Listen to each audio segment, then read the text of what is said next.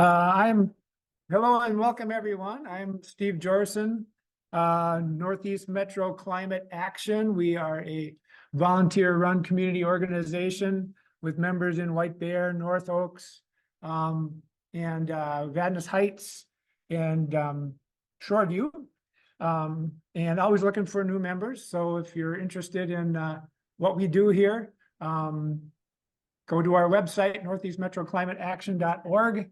It's a long URL, but it's just our name.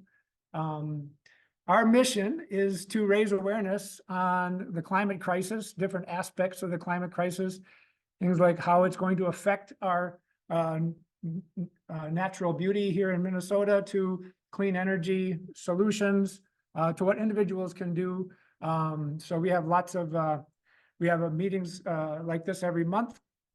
We'll be taking the summer off, however. June, July, August, we work some of the events around the Twin Cities, getting our word out that way, and we'll start up again in September.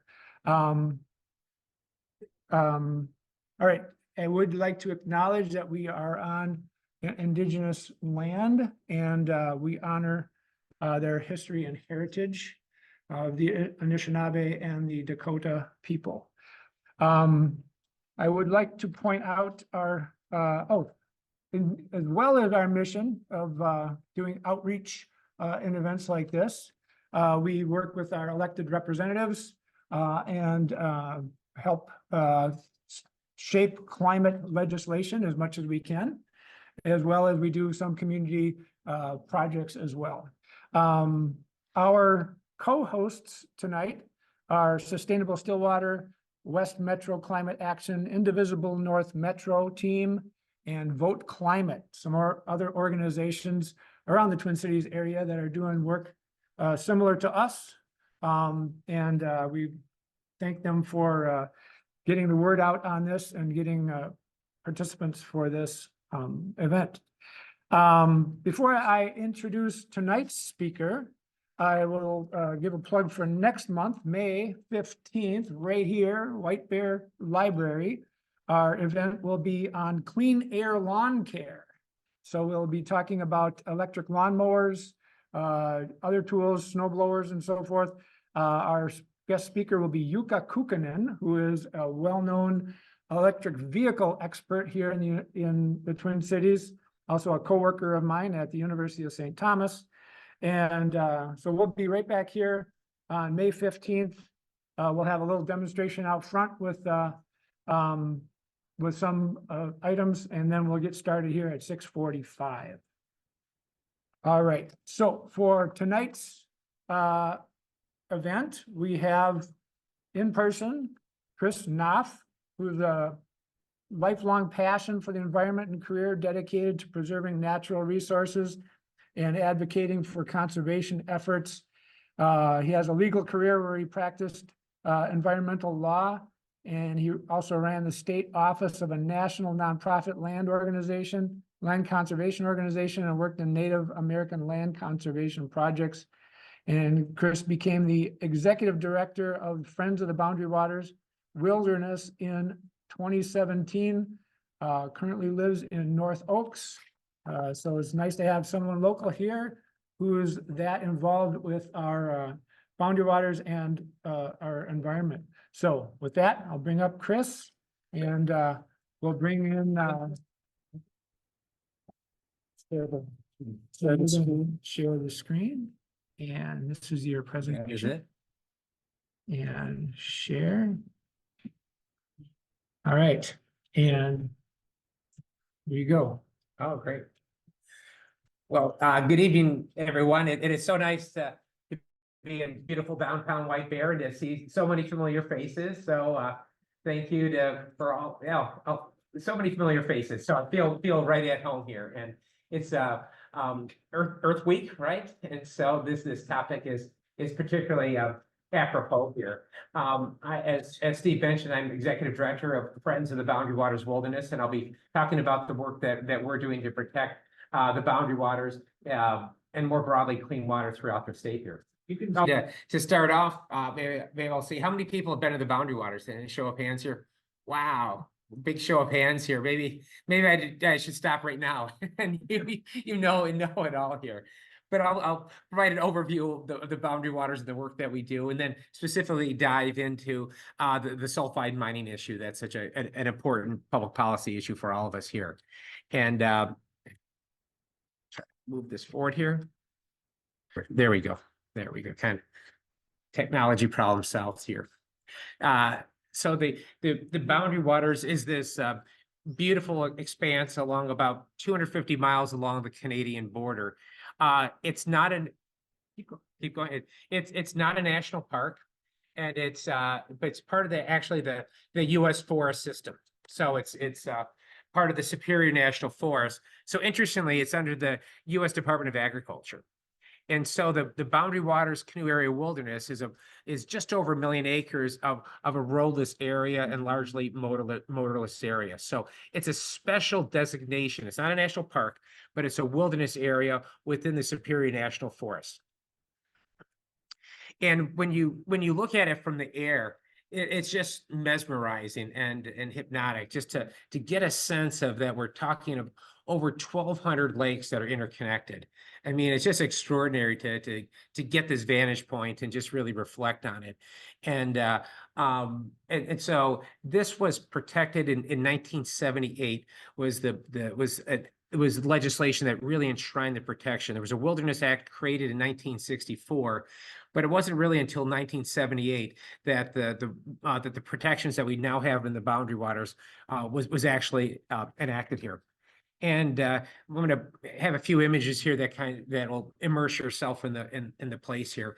And that's part of the magic of the boundary waters, is that you go from lake to lake by portages, and you hopefully maybe a lighter canoe than this red one here. This is probably about 65 pounds here. The lighter Kevlar ones are about 42 pounds. And so if you want, get one of those Kevlar ones. That 25 or 23 pounds makes a big difference here. And the landscape of the boundary waters, what's so magic about it is that you always have a good view. Sometimes when you're backpacking, you kind of go up there and you get your view and then you go back down. But when you're paddling in the boundary waters, you always have a spectacular view. And it's spectacular in all seasons. A couple Octobers ago, a friend of mine went out and like a snowstorm was coming. And I said to him, Jason, I said, this is probably not going to make sense. And he did get iced in, but he was able to break through it. But nonetheless, it is so beautiful to have that beautiful dusting of snow, and winter camping in the boundary waters is also extraordinary. Part of when we think of the tapestry from Friends of the Boundary Waters Wilderness, it's not just the rocks and the water and the trees and the wildlife. It's about people. And so and that's the experience that I think all of us have. It's connecting with nature, but it's also connecting with other people and family and friends. And so that's some of the magic, is just connecting with ourselves and with our friends and family. And so, as I mentioned, in 1978, the Boundary Waters Canoe Area Wilderness Act was passed really through the efforts of citizens. It was a grassroots effort, and it was very contentious. So in 1964, a Wilderness Act was passed to try to create these areas that were untrammeled by the hand of humans. But the boundary waters, there were exceptions carved out especially for it that allowed clear-cut timbering within the wilderness area. And so it was a grassroots citizen effort that over the ensuing 14 years enshrined real protections in the boundary waters. There were some compromises, and as you know, there are parts of the boundary waters where you have motor use. So that was part of the compromise that was struck. But the magic of the 1978 Act is it took 1.1 million acres of roadless areas and stopped the clear-cut timbering on that and protected it for future generations. And so it was a citizen effort, and Friends of the Boundary Waters Wilderness, my organization, was created in 1978 to create that federal legislation. So we've always been a grassroots organization, and individuals such as yourselves are the strength of the organization. We have about 5,000 members across Minnesota and the country, and that sort of grassroots support is the strength of our organization. And there are three pillars of our work. The first is wilderness. So we protect the wilderness through advocacy and conservation. And so we advocate for protecting the boundary waters, and I'll focus on that, efforts to stop sulfide mining. But we also do land conservation. I'll talk a little bit about that at the end right now as well. And then the people pillar. We have our No Boundaries to the Boundary Waters education program that we've grown over the last 6 years here. So through that program, we connect with over 2,500 students, high school and middle age, all across Minnesota. And so it has been a huge success. So we have online content for teachers to use. Then we have classroom presentations, then field days where we'll go out to a lake like White Bear Lake or Phelan down in St. Paul or other lakes, and teach kids how to paddle, use a compass, and some of those related skills. And then finally, we get last year we got 160 students on week-long wilderness canoe trips through scholarships. So it's this continuum from classroom to spending a week in the wilderness.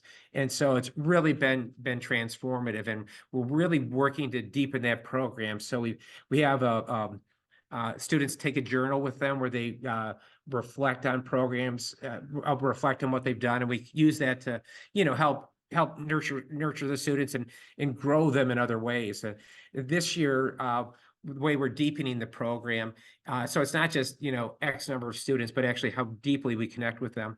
We have a chaperone training program. So these are often teachers, or in the case of we got 30 students from the Fond du Lac Reservation out into the boundary waters. In that case, it was elders, and so we have a chaperone training program where we're trying to really deepen the training, the preparation for chaperones, so that the idea is that the students have a great first experience. And so it's really a robust, exciting program. And if there are some teachers here, and want more information on the program, just ask me about it. I also have a brochure in the back about the No Boundaries to the Boundary Waters program specifically. And then finally, this is an important pillar, our community pillar. So we have wilderness, people, and community. And the mining issue is obviously a contentious issue. It reflects that larger polarization that we have in our society, and that greater Minnesota versus the metro area. And so our office, I really like to think of it as a gathering place more than an office. So it's a place to have those difficult conversations. So we have an office in downtown Ely at the main intersection. It was a little tiny kind of a novelty shop store, and so we opened that 2 years ago, and so we're having those conversations. And we are social animals. We come together in community just like we are this evening. And so it's recognizing that if those communities like Ely, the North Shore, Grand Marais, Gunflint Trail, if they don't thrive, then the wilderness won't be truly protected. We need thriving communities in order to have the real protection, sort of culturally get that mindset where people value protection of the wilderness. So wilderness, people, and community. And so, we often talk about what our heritage is, and I'll often hear people say, Minnesota is a mining heritage. We've done this 120 years. Well, I want, have a can of Ham's beer here. And it says on there, from the land of sky blue water. Now, how many states have that, and when you really think about the culture, as some of you know, I'm originally from Cleveland, Ohio, and they have a Burning River Pale Ale where the Cuyahoga River caught fire in 1969. So that was a somewhat different culture from which I came. But really think about that. Like when you think, okay, Minnesota is the water state, right? We have the boundary waters, 1,200 lakes there alone. We have all across the state more than 10,000 lakes. I think it's 11,842. We have lakes, the greatest of the Great Lakes, Lake Superior, and the headwaters of the Mississippi River. And so thinking about what we are as a state, we're really rooted in water and clean water as our heritage. And so that'll be kind of an overarching theme of my presentation this evening. And when you engage with public officials, you know, whether on local White Bear Lake issues or all around, really think, you know, can convey to them, hey, we are the water state. We are the clean water state. That's our heritage. And you as elected officials, public officials at all level, really need to embrace that. And you know, there was just a water summit 2 days ago at the White House, and so but if you look at headlines almost certainly every week, you will see a water crisis all across the country or all across the world, whether you're talking about Mexico City or Colorado or Arizona or California, or even, you know, where you see the salinization of the Mississippi River as it's creeping up. Clean water is our most precious resource, not just here in Minnesota, but around the world. And so it is hugely important. And when you're around so much clean water, you don't realize how fortunate we are and how unique we are.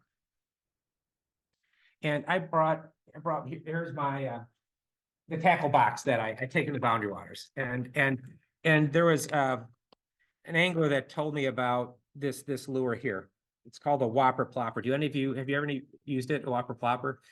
Well, a lot of lures are designed to catch people more than fish, right? They, you know, and this what I thought might be the case, because it has this strange prop on it. It's a propeller. And so it actually goes like this. And so it just floats on the surface and you reel it in like this. It's just, and the fish just love it. And so the smallmouth bass just love it. And so it made me into a better angler than I normally am.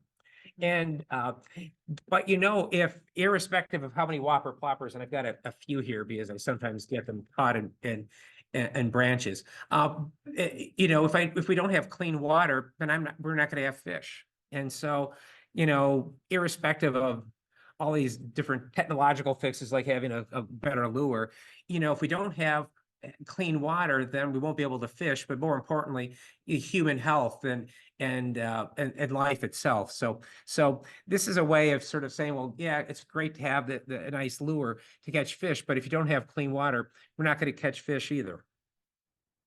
And so this brings us to the sulfide mining issue, and this has been going on now approaching 20 years in really the thick of it here. And we as an organization, along with many partners, and I'll mention them along the way here, have been fighting this different type of mining that's come to Minnesota.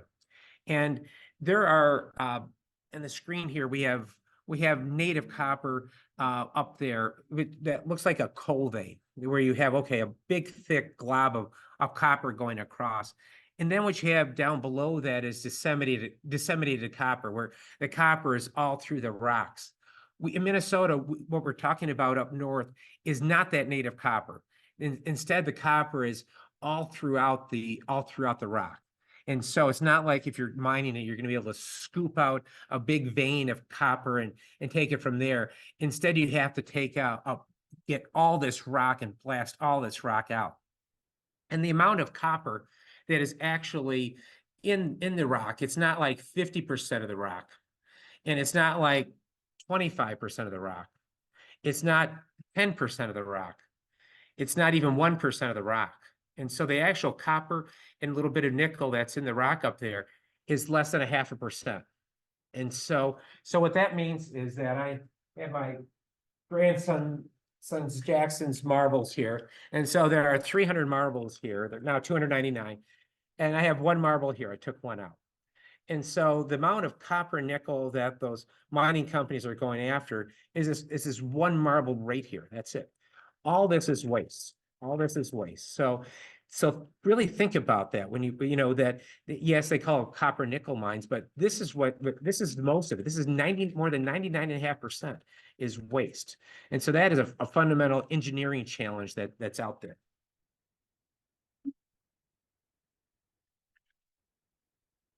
And then this is, again, it's a different type of mining here. So I have an illustration of a couple of things here. What we have, I took some of my nails and put them in here. This represents iron mining. So this would be the traditional taconite mining that's been done in Minnesota for over 100 years. And so when you add, and there are a lot of negative environmental impacts from taconite mining for sure. But generally, when you expose the iron to water, you get water, you get rust. You don't get sulfate, sulfuric acid. So this is what happens when you expose the iron to water, you get rust. And so this represents the taconite mining that we've been doing for 100 years. It's much different with the copper nickel mining. So you have all this waste here, this 99.5% plus waste. You pour it in there. There is bound up in that nickel and that copper is sulfide. So it's a sulfide bearing ore. And so when you expose it to the air and water, you get sulfuric acid. So that's what they call acid mine drainage. So you get sulfuric acid, and that is one of the many environmental problems, but it's the primary water pollution issue that we have with sulfide mining. So this is the difference. This is the copper nickel mining that's out there. You get the sulfuric acid, and this is the traditional taconite mining. So when people say, "Oh, we've done this forever, we know how to do it safely," that is not the case. You get sulfuric acid with this new type of mining that these foreign mining conglomerates want to bring to Minnesota. So again, it's much different, much different. And here's a map to give you this. There are 3 proposed mines in copper nickel sulfide mines in Minnesota. This map illustrates 2 of them that are closest to the boundary waters. So there's the proposed Twin Metals mine that's a little closer to Ely, and so that goes along the Quishue River and Birch Lake, along that stretch there.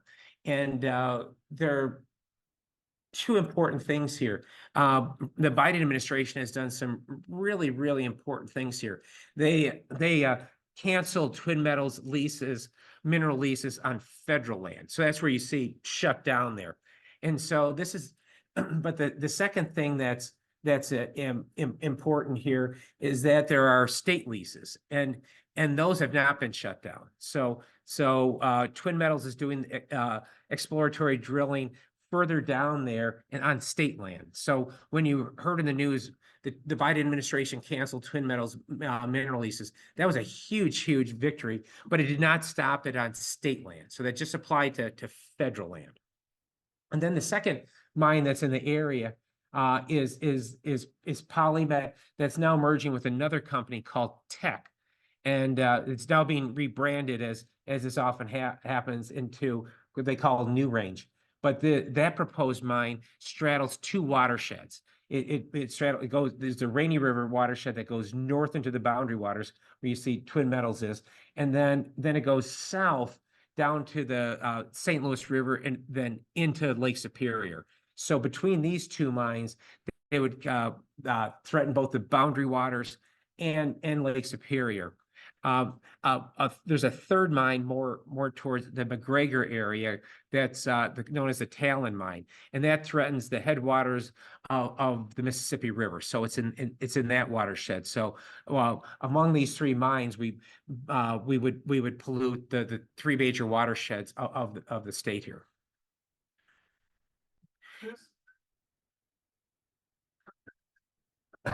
Yeah, boy. Good question. I don't know. I know that it was kind of covering those things there. I think we're stuck with that. I know those maps are a little sterile, so I thought I'd show you some pictures to kind of get us in the place itself here. So this is the proposed Twin Metals mine here, and this is just past the Quishue River on Birch Lake here, and the Twin Metals mine would be just beyond these cliffs here, just beyond here, less than a 5-minute walk. And Twin Metals, it proposes an underground mine, so it would dig underneath this water right here, and then it would create a mountain of waste with half the waste, and then it would put the other half back underneath the ground here. And so Twin Metals kind of, as these sort of branding things are always misleading, calls it a dry stack. That sort of implies, oh, it's safer. It's, but really, it's a misnomer in a lot of ways. And one of them, if you've ever built a sandcastle on the beach, if you have dry sand, it just sort of immediately falls after you turn the bucket of sand over. And so you need to maintain a certain level of moisture in order to maintain the integrity of it. And same thing with the Twin Metals big mountain of waste they would create. It would be like 150 feet high or so. They need to maintain like 13% moisture. You can't have too little and you can't have too much. And in their mine plan, they said, we don't have a dam as part of our what we're trying to do here. And as a consequence, they said they could adhere to lower safety standards. But in order to maintain like 13% moisture in that stack, you need to have a structure that holds back the water. And what do we call a structure that holds back water? We call it a dam, right? and so by saying, oh, we don't have a dam here, they said, oh, we don't have to adhere to dam safety standards. And so that's a way of illustrating some of the ways in which deception is used to kind of cut corners on protections. And so the upshot of it is you'd have this mountain of waste that has to maintain a certain moisture in order to keep its shape. And even assuming that would happen after 20 years, this mine would be played out and things would be closed down. And there you'd have all that rain and all that snow year after year. It is just a house of cards. So you'd have that slumping, and this beautiful picture here. You'd have all that toxic waste slumping right down into the clean water there. And PolyMet is in this beautiful area that was historically known as the 100-mile swamp. So it has all these peat bogs that are important carbon sinks and have a direct connection to taking carbon out of the atmosphere and combating global warming here. And so on this, what PolyMet would do is it's a different type of mine in that it's an open pit mine. So PolyMet would create a big pit here to get at the ore, and it would actually be the largest permitted destruction of wetlands in Minnesota's history. So it's a huge destruction of wetlands here. And then it would take that waste, and instead of creating a mountain of waste, what it would do is it would create a toxic lake to hold where it would put its tailings, and it would create this toxic 900-acre lake of toxic wastewater that would have all this sulfuric acid contaminated water in it. And this is a huge structure they're creating. So they take these tailings, they take the waste, and they create different stages, and they just kind of build it up and up and up over time. And that earthen dam that they would be creating would be as tall as the Statue of Liberty. So that's how big a structure we're talking about. So 900 acres of toxic wastewater held back by this earthen dam that has to last for hundreds of years. I mean, this is just, extraordinarily irresponsible to do in this sort of environment here. And there are important, throughout all this, there are important environmental justice issues here. But the Fond du Lac Reservation is downstream from the PolyMet, from the proposed PolyMet mine. And this beautiful wild rice bed on the Fond du Lac Reservation would be destroyed. So wild rice monomen is very sensitive to sulfate. And so it would, with the increased sulfate in the water, you'd kill this wild rice here. Additionally, when you have sulfate in the water, you metabolize the heavy metals like mercury out of the soil. So you have elemental mercury that's inert, but when the sulfate is there, it's leached out of the soil and gets into the water, gets into the wildlife, and then impacts human health. So you have all these problems with that sulfate in the water. It's just inconceivable. And I've kind of talked loosely about Twin Metals and PolyMet here, but it's important to kind of actually think about who they are. And so Twin Metals is owned by a big Chilean conglomerate called Antofagasta. Polymet, this Polymet Tech merger, now called New Range, is owned by a big Swiss conglomerate called Glencore. Now, Glencore, there's the now retired CEO of Glencore getting the Medal of Friendship from Vladimir Putin.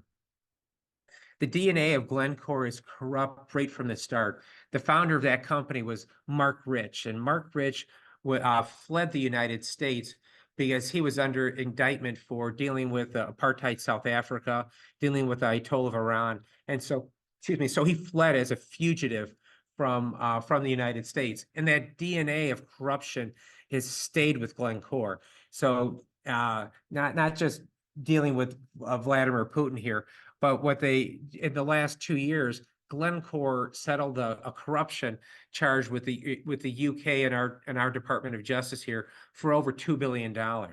They would send top officials around the world with suitcases full of money, bribing officials across the globe, Democratic Republic of Congo, wherever. And so that's the type of company, Glencore, that we would have operating this very dangerous industry that's toxic in a very sensitive area. And Antofagasta, we have this picture of Ivanka Trump and Jared Kushner up there because in December of 2016, just after President Trump was elected in November, the family that owns Antofagasta, the Lusick family, bought a mansion in Washington, D.C. and rented it out to Jared Kushner and Ivanka Trump as a way of trying to ingratiate themselves with the incoming Trump administration. And they had similar behavior in Chile, dealing with the vice president there. And so those are the types of companies we're dealing with. So we're not talking about, squeaky clean companies that really care about, being rooted in Minnesota and caring about the local communities. You have these really corrupt foreign mining conglomerates that really do not have our best interests at heart, dealing with this super toxic industry in a beautiful, very, very sensitive area. And I had mentioned that Polymet, that there's this earthen dam here. And so Polymet had a consultant that out there that's kind of blessed the system here. So this earthen dam that's as high as the Statue of Liberty that it has to hold back for this waste for the Polymet mine for 500 years. That consultant went down to Brazil in 2019 to certify the safety of what's known as the Brumadinho mine dam there. And a month after, in 2019, a month after that consultant that worked on the Polymet design here went down to Brazil and certified that dam was safe. Here's what happened to that dam.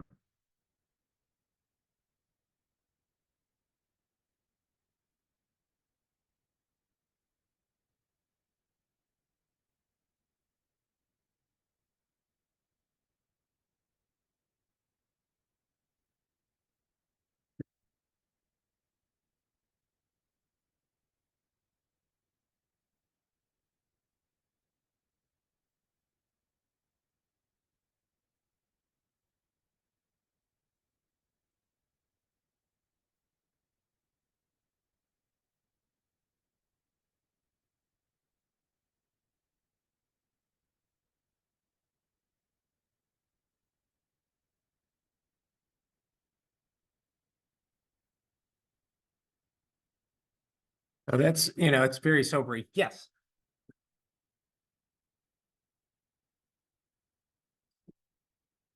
I thought we were.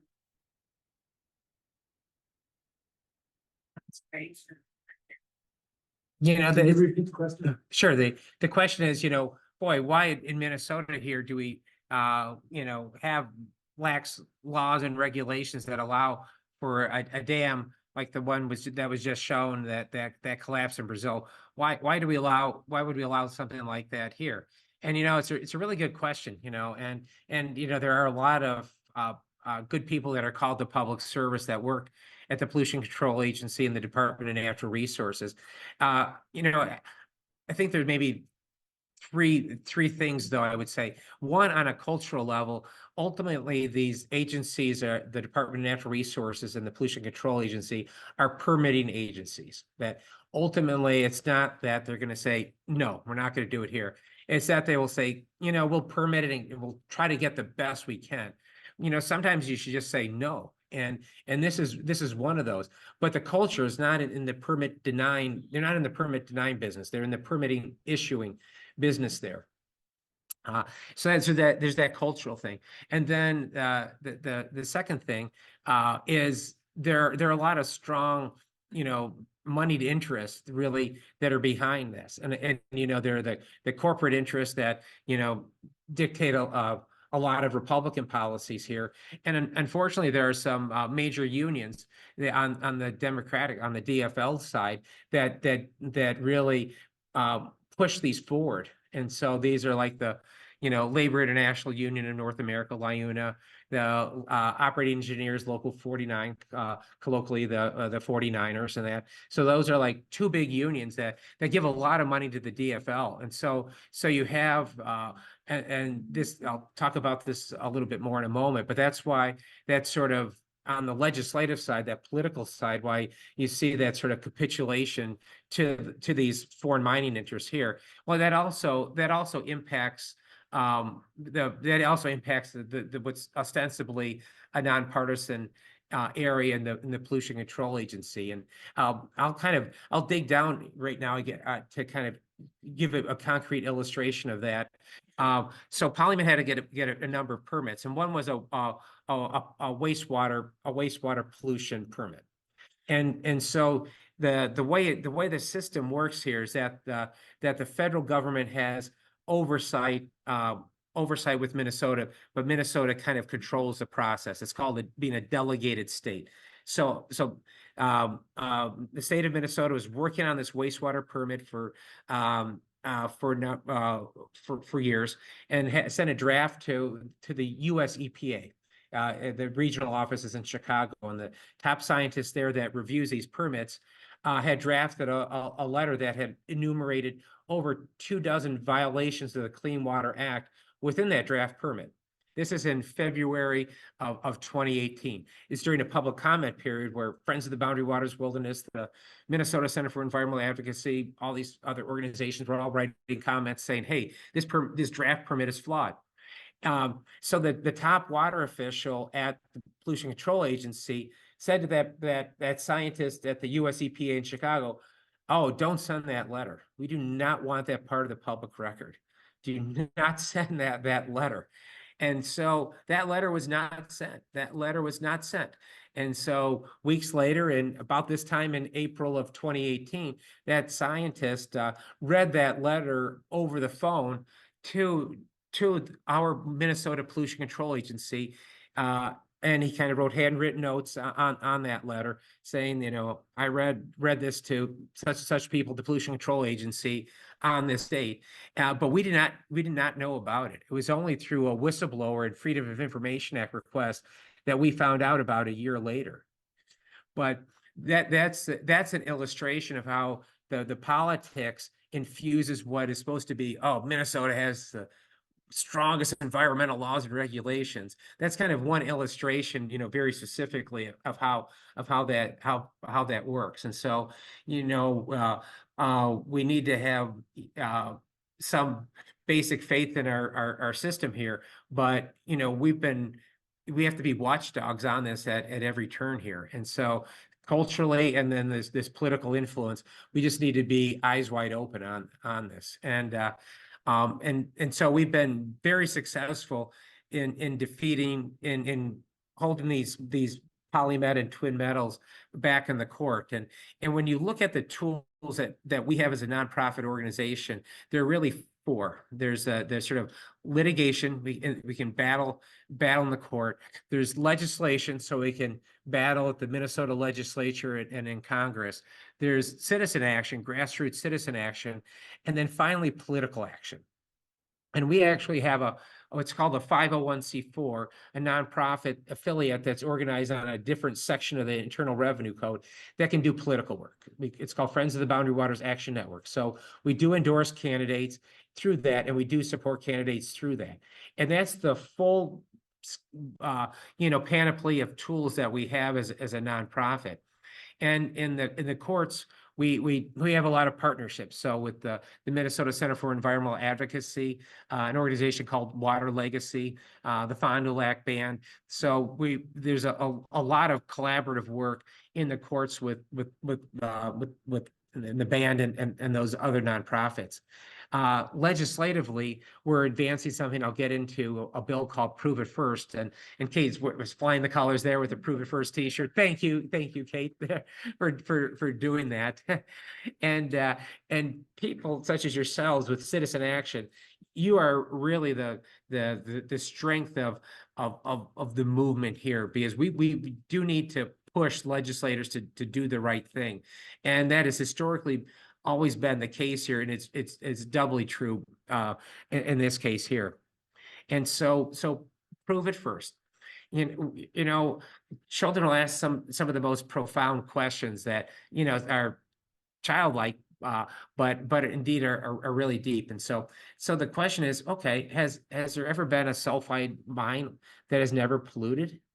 And so the answer is no. And so the Prove It First law comes out of that sort of profound childlike question, and it's that before Twin Metals, Polymed, or Talon, Rio Tinto, the other sulfide mine, before they can operate in Minnesota, the Prove It First law would require them to first, as a threshold issue, to first point to an example of a mine that has operated elsewhere in the United States for 10 years and then has been closed for 10 years without polluting. It's a basic question that we won't allow Minnesota to be a guinea pig, that no proof, no mine. And it's based on a law that was in effect in Wisconsin from 1998 until 2017, until Governor Scott Walker led to its repeal. And so we were in touch with folks in Wisconsin and learn from their lessons there and brought it here to Minnesota. And we've been really successful in getting a lot of legislative support. And I've identified some of the legislators around here, Heather Gustafson and John Marty and Breon Curran from Vadnais Heights, and Kelly Moeller and Jamie Becker-Finn and Peter Fisher down here in Maplewood. So we have a local support of the Prove It First law. And throughout the legislature more broadly, it's all the state senators there that support it, and all the state representatives that support it as well. And then we have what it's called the Prove It First coalition of businesses, of faith-based organizations, other nonprofits, and we're really trying to expand this coalition. And so I would, if you're part of civic organizations, I would love to have your faith-based organizations or other civic organizations be part of this. Yeah. Yes. So yes, thank you so much for being part of this coalition. And so so this has been just a real success in creating a movement. And this is the way to think about it. It's Prove It First is a law, but really it's a clean water movement.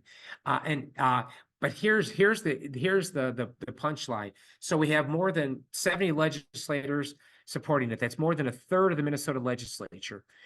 We have these organizations, and we're growing this this coalition. But we have not gotten a hearing on Prove It First. We have not gotten a hearing on Prove It First. And we were slated to have a hearing before the Senate Environment Committee this year on February 22nd. And the Senate Majority Leader, Erin Murphy, shut it down. So she shut it down and did not want debate on this at all. The Speaker of the House, Melissa Hortman, had already shut it down way back in October of last year. I was talking with the head of the House Environment Committee. I said, "Hey, can we get a hearing on Prove It First?" And he said, "Melissa Hortman's not going to let me do it. There's just no way that's going to happen." So we ostensibly have a democracy, but it's not like we have 201 members of the Minnesota legislature.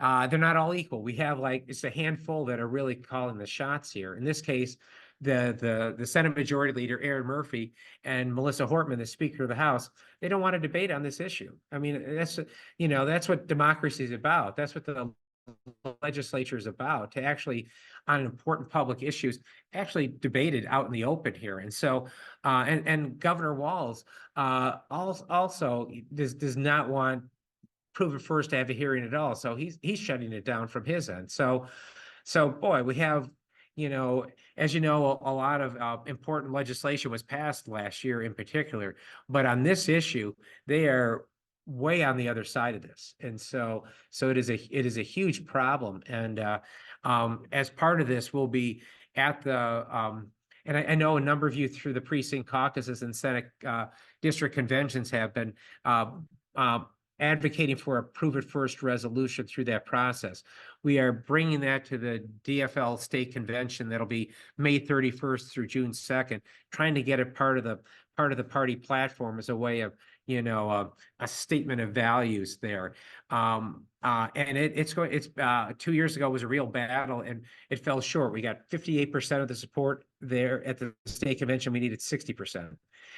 And the unions are right now, the AFL-CIO, as far as a screening question for candidates right now, is saying, we do not support Prove It First. Do you support Prove It First? I mean, this is, I don't know when defending foreign mining conglomerates became the job of the AFL-CIO. Or LiUNA or the 49ers, but that's what's happened. And so that has nothing to do with workers' rights. It has nothing to do with, building the middle class.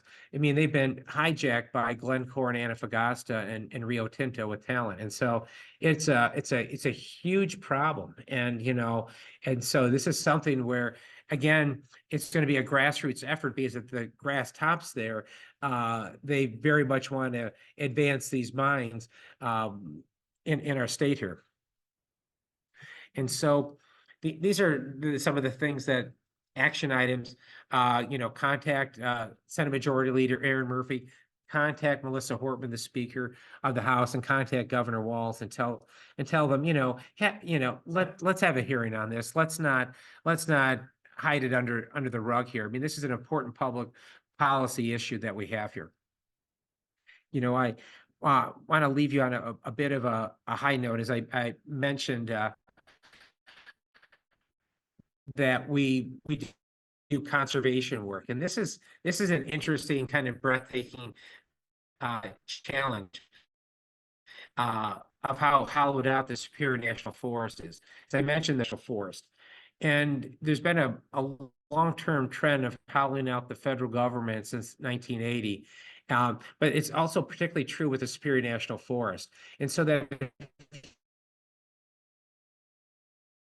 you had 40 acres at the edge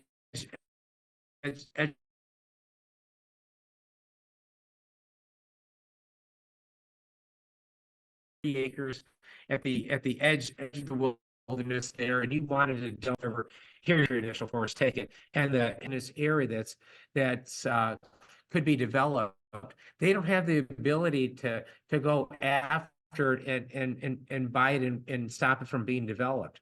And so and the other organizations, other national organizations such as the Nature Conservancy, deliver their mission differently. They right now in Northeast Minnesota, the Nature Conservancy, the way it's delivering its mission is to put restrictions, conservation easements on large timberland, to have that timberland sustainably harvested.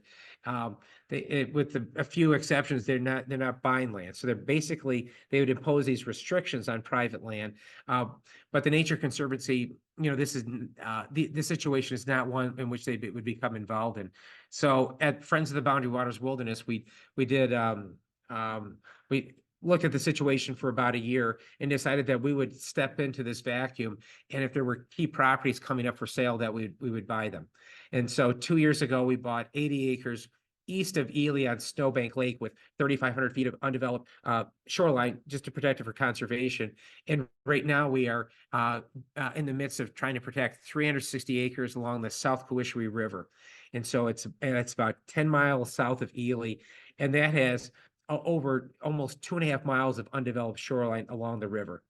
And Twin Metals owns the land directly north of it. And so, I was afraid that Twin Metals might try to buy this land. And so, the family, it's going through one of those generational changes where the matriarch and patriarch died 10 years ago, and the siblings that are all their late 50s to early 70s, they want to sell it. So this is the time to act. And so we are just finishing up the fundraising effort to raise $875,000 to buy this land. And so we're kind of there. We have pledges coming in. So I think we have what we need right now. Just as of last night, I think we finally kind of reached our goal here. But I'll show you.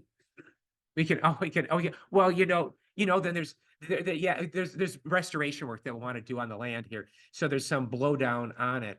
And so we'll try to, we'll work to restore it, to deal with the blowdown, where we can have a red pine, white pine, and deal with some of the climate change issues, the assisted migration, to have seed stock that would be acclimated to a warming climate. So there is some important restoration work that we will do on the property in the future, where we could use additional funds for. But I'll show you this video of the property that we're trying to protect here. So I'll get this going now.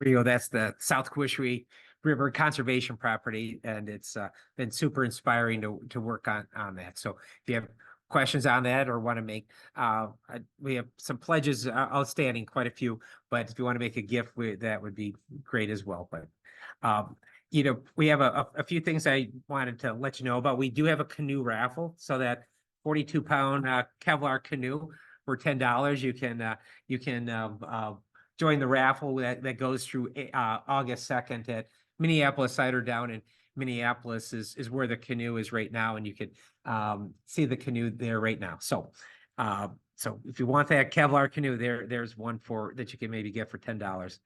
And I want to point out a couple things coming up here. Tomorrow we have a Zoom program at noon. It's one of our, what we call Lunch with the Friends programs. This is a kind of one of those bureaucratic things. It's actually a big deal. The forest management plan that deals with the boundary waters was last updated in 1993. And it's inconceivable. It's been over 30 years. And so they're updating it, and they're accepting, this is like in the early phase, what they call the pre-scoping phase of comments. So it's a little wonky, but the bottom line is we're as an organization, we'll be submitting comments to frame the issues such as climate change that the Forest Service really needs to think about. And so we want to get the citizens and members, our members, but the citizens more broadly, into what we should be raising. So we'll have a special Lunch with the Friends program. We have has a lot of hardworking people on it. We're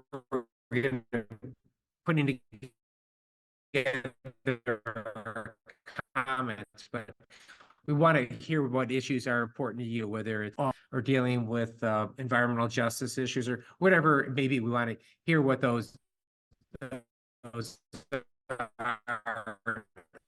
So have been in beautiful downtown Ely. We will have an open house at our office that you saw on that little picture there on Saturday, May 4th. And then we're gonna have a community dinner for right across the street at the Boathouse. So if you're free dinner, go there next next Saturday. And then the Prove It First Coalition, I know several of you are part of that. We meet once a month, usually on the second Friday of the month.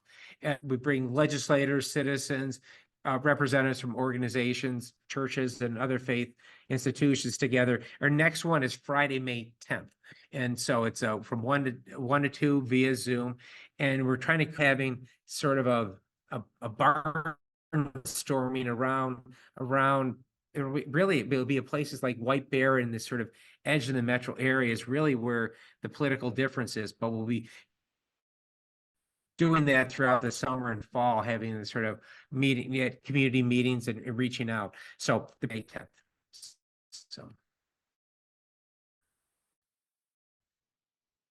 So thank you so much. It's on White Bear. And I welcome some more questions and conversations on things. Yes, Renee.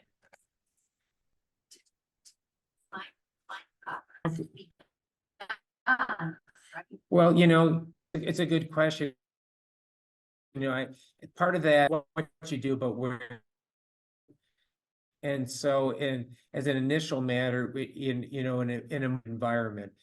So I guess that I would say that, maybe should I turn this recording thing off, Steve? You just lost internet? Okay. So there's a question in the back there, yes.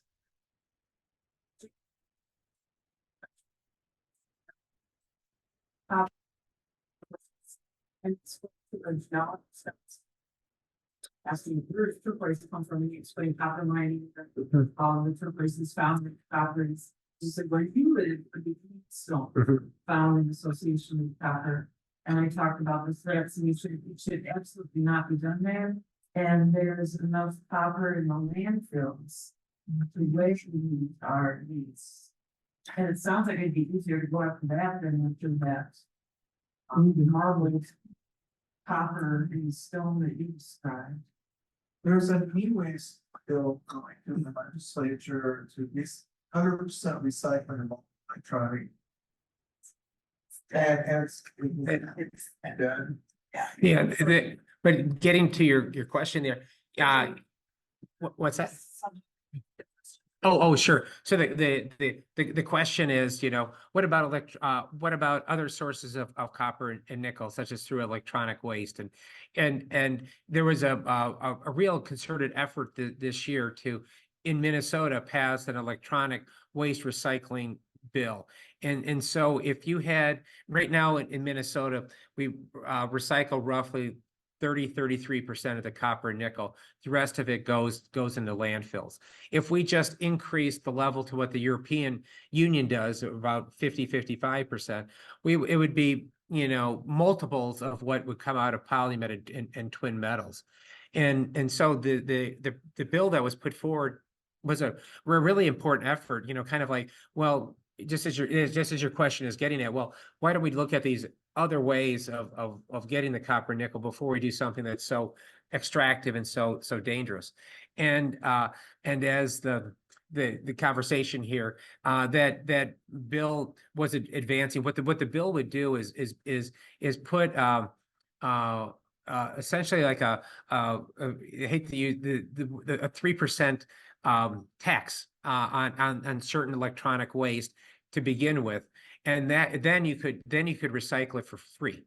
So right now, when you have like an old TV or whatever, how much it can cost you when you try to dispose of it. It could cost you $150 or so. It's very, very expensive. And so what this would do is it would create a system where you'd have a real ecosystem in the business area that for electronic waste recycling. And as I mentioned, it is dying in the Minnesota legislature as we speak here. Excuse me. The consolation prize is that there's a working group that's established to try to move this forward. And so these are those other common sense ways of of trying to put pressure on, Governor Walz and Speaker Hortman and Majority Leader Murphy, like, hey, let's do something in these areas. And there is, broad support for that, because you would create those union jobs in order to have that collection and recycling done here in Minnesota. So yes, you're exactly right that they're, instead of having, the twin metals polymet, that having electronic waste recycling here is the way to go. I know that we have a lot of informed voices here. Any other thoughts from folks, or Jackie or anyone? Any some thoughts on things there? Nick. Mhm. Mhm.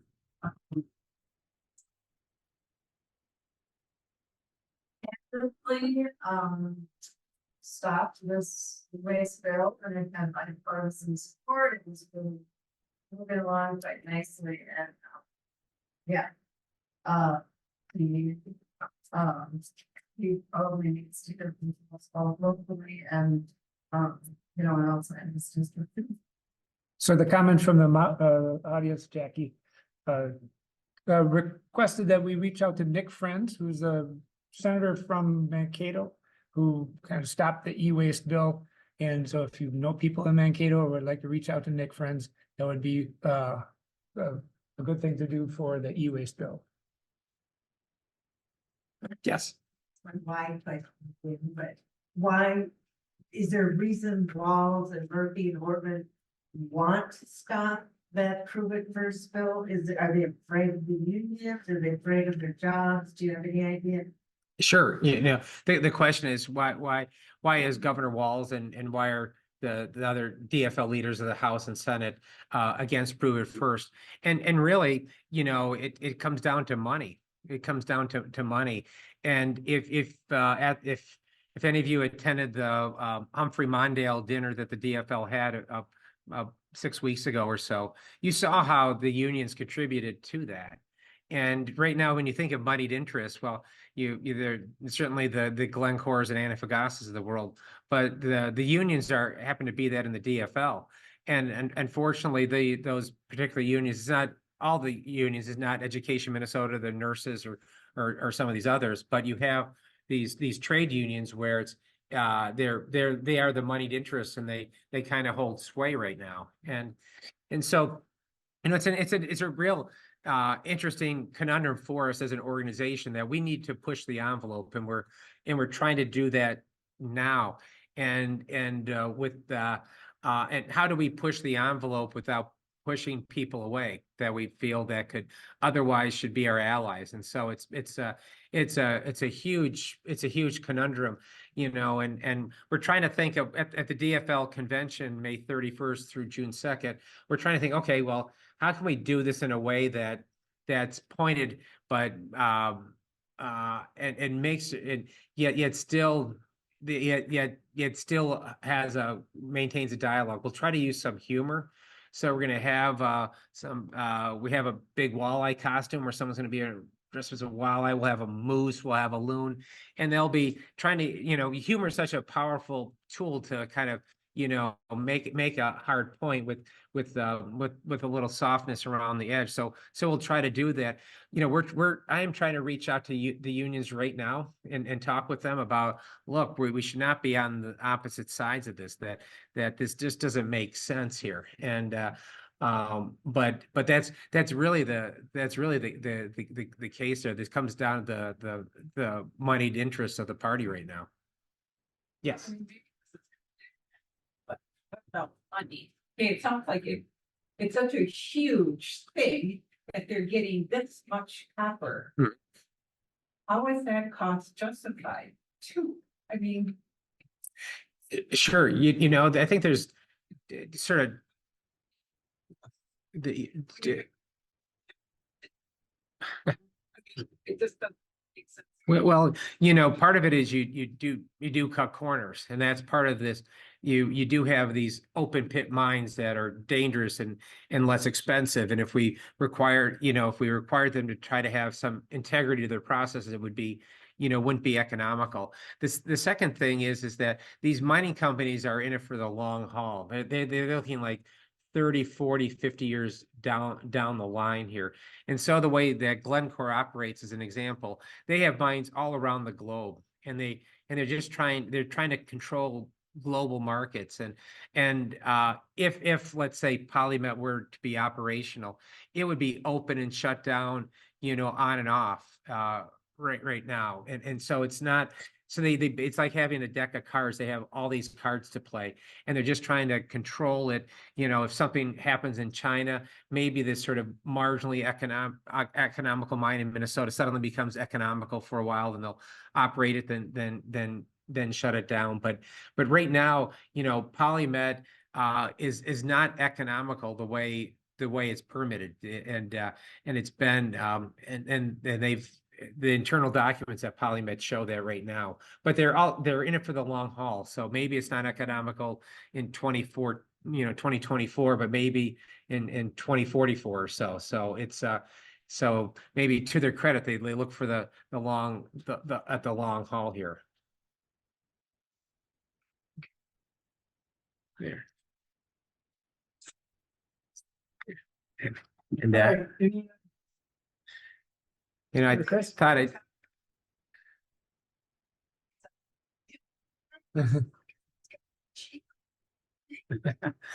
thought maybe, well, here, Tara Jevon Singh, who's running for Ramsey County Commissioner, came in here. Tara, you want to stand up there, people can see. So she's running for County Commissioner here, and has, so thank you for coming in here, Tara.